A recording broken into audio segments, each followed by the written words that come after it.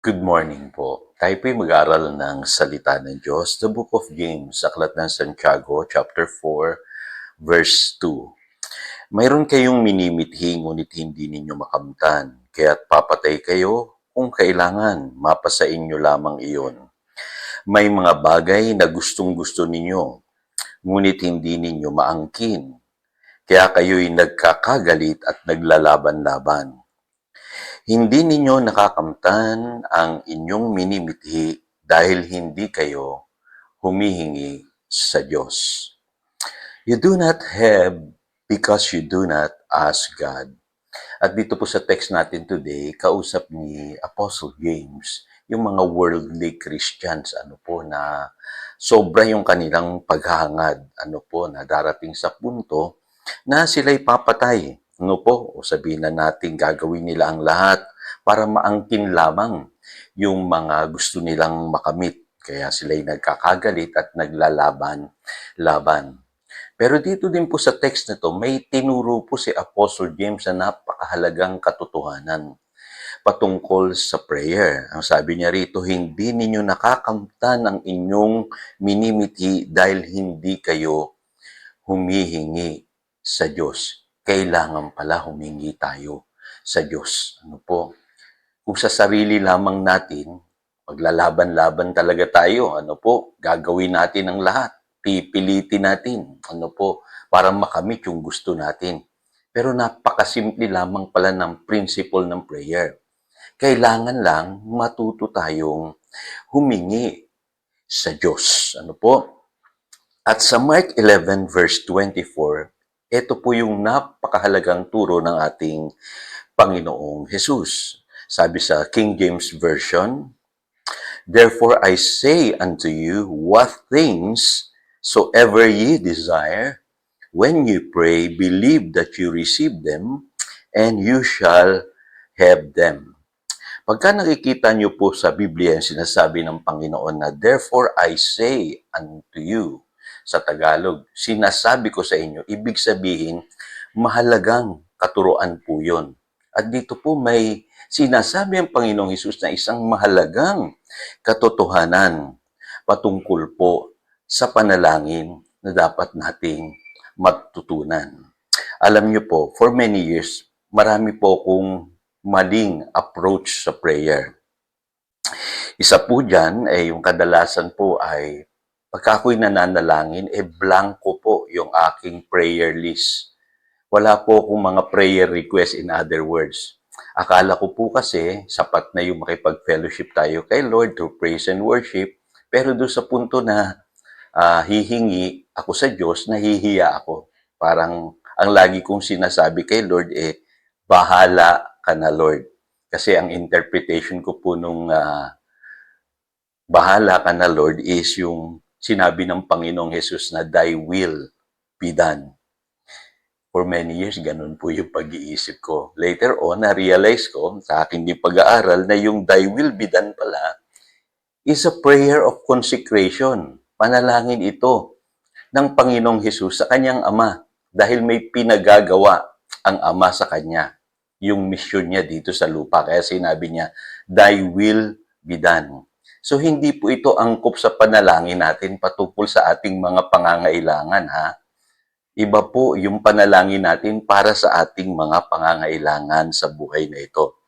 At ang tinutukoy ko po, itong sinasabi sa James chapter 4 verse 2, na you do not have because you do not ask God.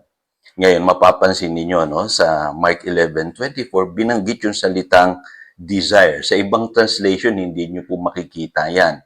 Kasi kadalasan po iniisip natin doon sa salitang desire, masama, hindi maganda.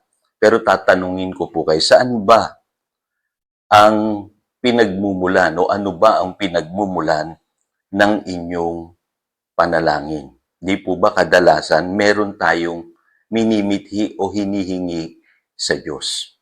May nais tayo. Yun po yung tinutukoy dito ni Apostle James. Kaya yung mga hinihingi natin, yung mga nais natin, minimithi natin, yung pinapangarap natin sa buhay, desire po ang tawag doon.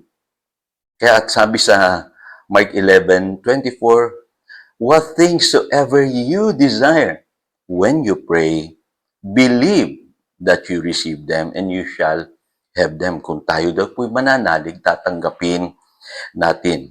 Ngayon, alam niyo rin po yung sinasabi sa 1 John chapter 5, verse 14. Sa Tagalog po, babasahin ko. Sabi rito, hindi tayo nag-aatubiling lumapit sa Kanya dahil alam nating ibibigay niya ang anuman. So again, binabanggit po dito yung salitang anything.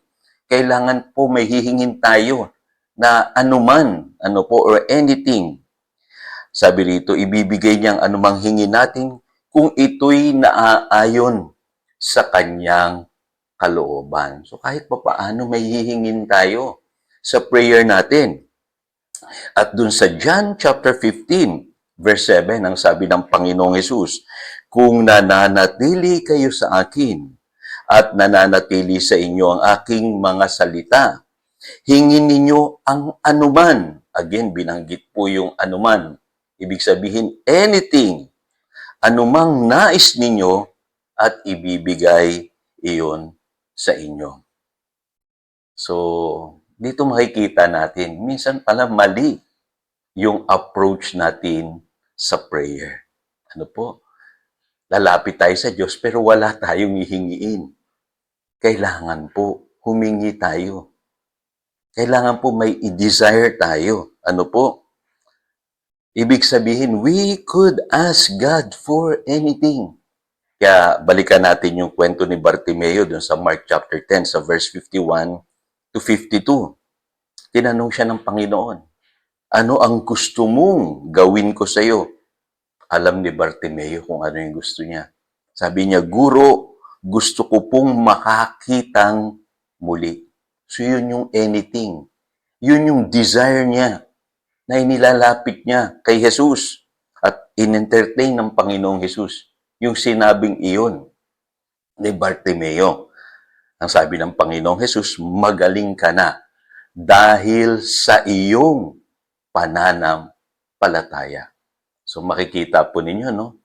In-apply ni Bartimeo yung sinasabi sa Mark 11 verse 24. Doon nag-operate yung pananampalataya sa kanyang buhay. Ngayon, kwentuhan ko po kayo ng konti. Naalala ko rin po nung ang Panginoon in-entertain po yung aking maliit na pananampalataya. Kasi po, maaga ako nag-asawa. No po? So, in other words, nagsimula po ako sa wala. Ano po? At minsan, kaming mag-asawa ay nanalangin. Ang panalangin namin kay Lord, Lord, bigyan mo naman kami ng bahay kahit maliit lang. Tandang-tanda ko po yung prayer na yun kasi ang sabi ko kay Lord, kahit maliit lang. Alam niyo po, lumipas lang mga ilang taon, nagkaroon nga po ako ng bahay. Tandang-tanda ko po yung 35 years old po ako. Meron na po ako sariling bahay na hinuhulugan. Bagamat maliit, disente naman. Natirhan namin at sa pamamagitan nun, nakapag-aral ng maayos yung aking mga anak. At the same time din ay napunan yung aming mga pangangailangan. At dun sa munting bahay na yun, tumugon ang Diyos at kumilos ang Diyos dun po sa aking pananampalataya. Kaya lang, pagtagal-tagal, minsan nangusap ang Panginoon muli sa akin. At ang sabi ng Panginoon sa akin, bakit hindi ka humingi ng something bigger? Ano po? Kasi naalala ko po yung unang prayer ko Ano po? Kahit maliit lang. Ano po? At malinaw naman sa Biblia. Kailangan natin talaga na meron tayo sariling tinitirhan, di po ba? Kaya na-challenge po yung aking pananampalataya. I ask God for something bigger. At nangyari po yun. Kaya ako po mismo, nagpapatuto sa inyo. Dapat po, meron talaga tayong hinihingi sa Diyos. Hindi pwede pong blanco yung ating prayer request or prayer list tuwing tayo magpipray. Hindi po natin sasabihin na bahala na lang. Kasi ang sabi ng Panginoon, anumang hingin ninyo sa inyong panalangin. So, naniniwala po ako doon. So, bakit tayo challenge ng Panginoong Hesus na manalangin? Simple lang po ang sagot. To apply our faith for the things that we need in this life. Alam ng Lord yan. Kaya ang sabi niya sa Matthew chapter 7, verse 7, humingi kayo at kayo'y bibigyan, humanap kayo at kayo'y makakatagpo, kumatok kayo at kayo'y pagbubuksan. I-apply natin yung pananampalataya natin doon sa mga bagay na kailangan natin. Kaya lang, nakakalungkot, marami sa atin talaga hindi marunong humingi.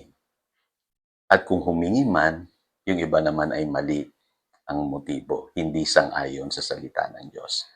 Nawa maging hamon po sa atin ngayon itong ating napakinggan. Tayo po'y manalangin. Dakilang Diyos, salamat sa mga katotohanang natutunan namin ngayon.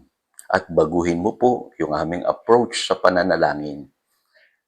Sundan namin yung iyong pong turo sa Mark 11 verse 24 na kung saan sinasabi mo na what things soever you desire, when you pray, believe that you receive them and you shall have them. At naniniwala po kami, Panginoon, na makapangyarihan ng ganitong panalangin. Salamat po, Panginoon. Yan po ang aming panalangin. In Jesus' name we pray. Amen. Again, ito si Pastor Jojo nagpapaalala upang daluyan tayo ng pagpapala, manatili tayo sa kanyang salita. Good morning.